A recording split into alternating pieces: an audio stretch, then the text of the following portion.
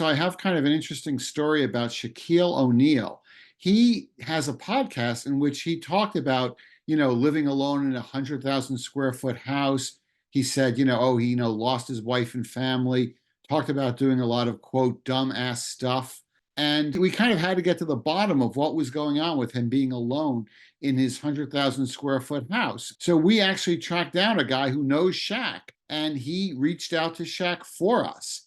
And Shaq came back and said, he's really just saying it to set an example for people who take, their lives for granted, because he did get divorced. He was married. And I think he regrets it, that he didn't value everything that he had when he had it. And I think his point was that if you don't value those things, you might wind up being, alone at home and not having the sort of great life that you maybe had before with your family.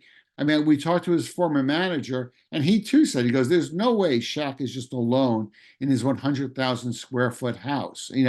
He's surrounded by guys, he's making TikTok videos, he's got a whole posse that he travels with.